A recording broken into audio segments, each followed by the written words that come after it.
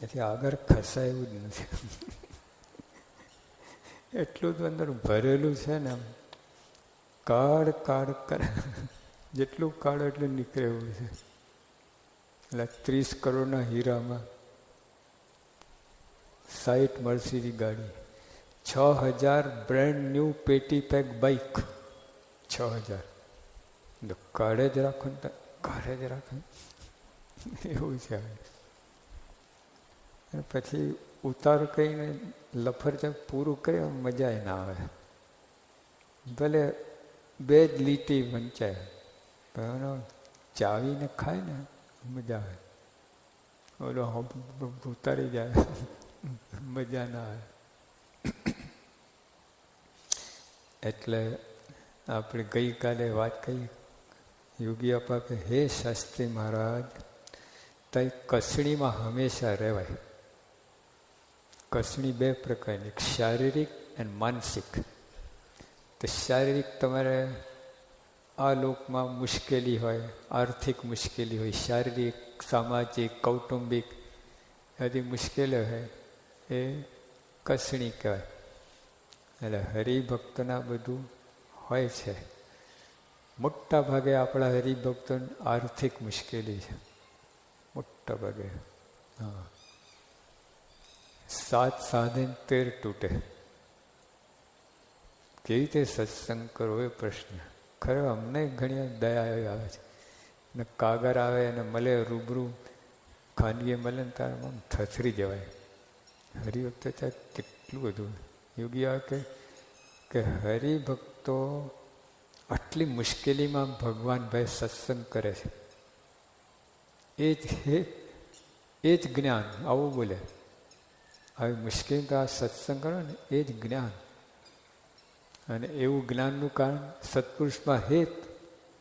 એટલે જો બાપામાં હેત ના, કોઈ મુશ્કેલ વહેતો જ થાય તમારે. આ સત્સંગ છે કંઈ જતો રહે. પણ આપણે બાપામાં હેત છે એટલે બધું સહન કરવા તૈયાર છે. આવું જે હેત છે ને એ જ જ્ઞાન અને એ જ મોક્ષ. તો આપણે જે કરીએ છીએ ને, હલતા નહીં, બસ હલતા નહીં થાય, સ્થિર રહેજો. જે સારી કૌટુંબિક, સામાજિક, લૌકિક જેટલી બધે આવવા દો, હલતા નહીં. હલતા નહીં એટલે વિશ્વાસ ખોતા નહીં. આમાં જે કંઈ થઈ રહ્યું છે એમની ઈચ્છા છે અને આપણા સારા માટે, આટલું પકડી રાખ્યું છે ભાઈ. એટલે હલ્યા ના કહેવાય. તો એ બધું કરી શકશે. ઓલો પથ્થર છે ને હલતો નથી એટલે મૂર્તિ ઘડાઈ જાય છે.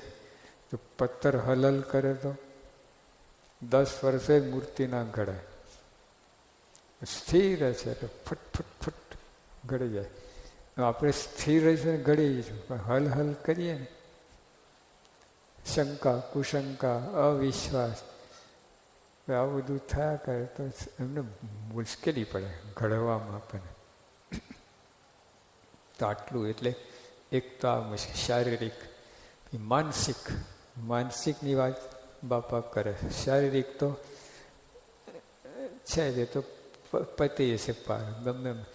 આપણે કુંદનલાલ છે ને બોરસે દ્વારા, સિંધી ભગત છે, આટલા વર્ષો થયા ગયા, એ સ્થિતિ એને સુધરતી જ નથી. પણ તો એ સત્સંગ છોડીને જતાય નથી. હા, તૂટ ચાલ્યા જ કરે. તો એવું છે. એટલે એ તો બધું પાર પડશે. પણ આ મુશ્કેલી છે, આ ઘડતરનું, આ માનસિક શું કહે, તારી કસણીમાં હંમેશા રહેવાય. તારા શરણમાં રહેવાય ગુણ આપજો. તમારા ભક્તોમાં સુરત ભાવ રહે. આ કસણી મન માને જ નહીં. આ લઠ્ઠા જેવા યોગી આપણે વડતાલ છે ને, ગોમતી તલાવ, ત્યાં એક આંબાનું ઝાડ હતું. પછી એની એ તો અમે સાથે હતા. હવે તો એ આંબો પડી ગયો, પણ ત્યાં ઓટો કર્યો છે. અત્યારે ઓટો છે. પહેલાં અમે ગયા ત્યારે આંબો હતો.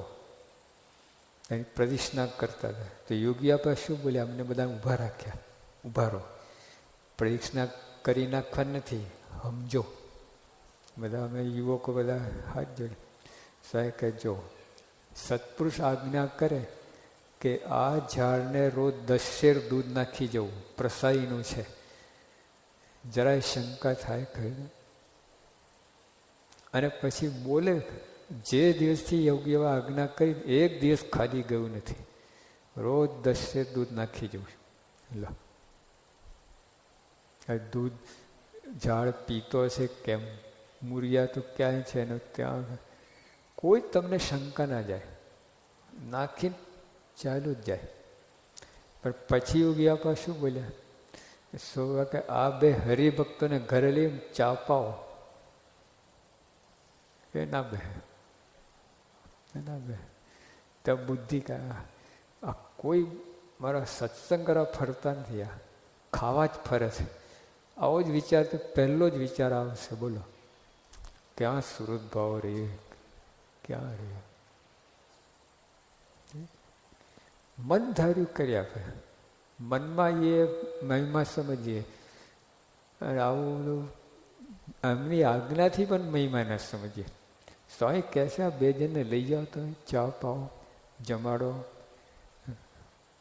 ભલે કદાચ કરે, લઈ જાય, ચાય પાય, જમાડે, પણ મનમાં આવું હોય આ બધા છે ને નવરા છે, આ ખાવા પીવા જ ફરે છે, કોઈ સત્સંગ કરવા ફરતું નહીં. આવું મનમાં થાય.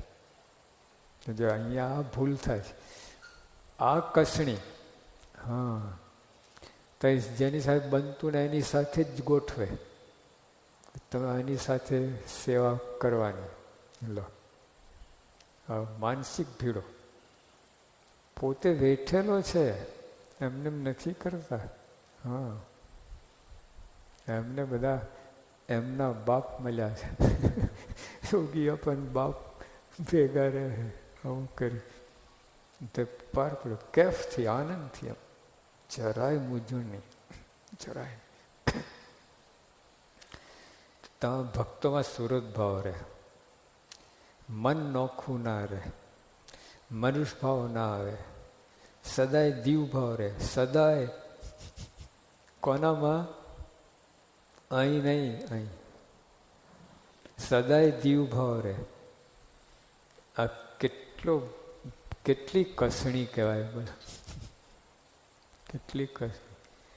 મનના ભૂખા બળી જાય છે કે નહીં? હરિભગત સદાય દીવ ભાવ રહે. તમારા સંબંધવાળા ગમે ત્યાં હોય, લો હજુ તો બાકી હોય ને, તો સંબંધવાળા ગમે ત્યાં હોય, ગમે ત્યાંનો અર્થ શું થયું? બોલો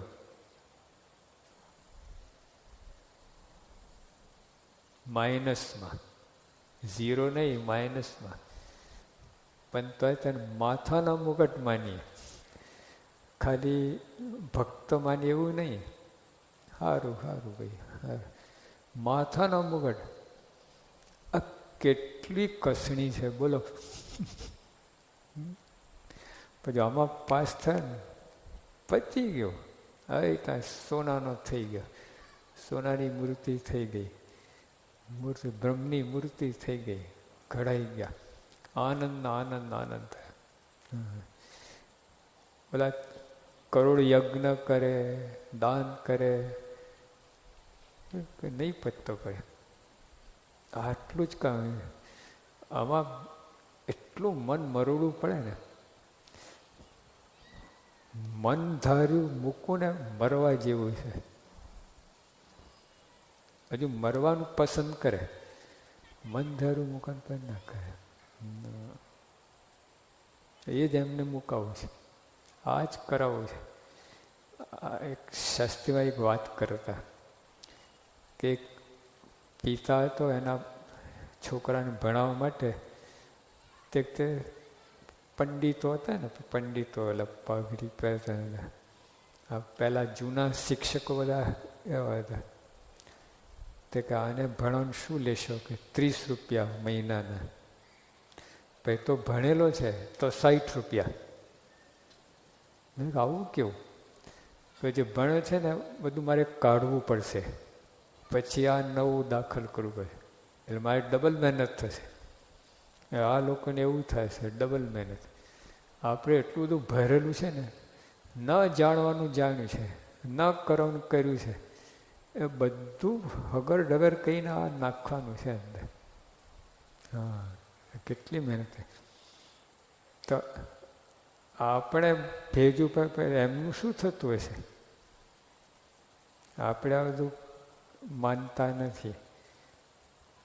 તો એમને કેવું, એમનું કેટલું બધું મનધારું મૂકવું પડતું હશે. મનધારું પ્રશ્ન નથી એમને, મન જ નથી, મન જ નથી, અમન છે, મન નથી, અમન. પુરુષોત્તમ રૂપ થઈ ગયું છે. હા, રૂપાંતર થઈ ગયું, ટોચો વાગે જ નહીં ગમે. તો એવો આપણને બનાવવા છે.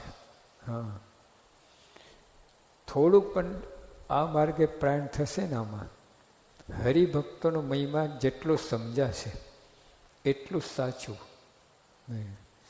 એમનું કાંઈ આ સમય એના 83 લગાય કે હરિભક્તો આટલો મહિમા છે તો બાપાનો કેટલો હોય.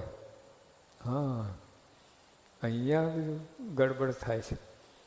આખી આ પ્રાર્થનામાં વારે આમ ઘૂંટાઈ ઘૂંટાઈને આ જ વાત આવશે, હરિભક્તો હરિભક્તો. જો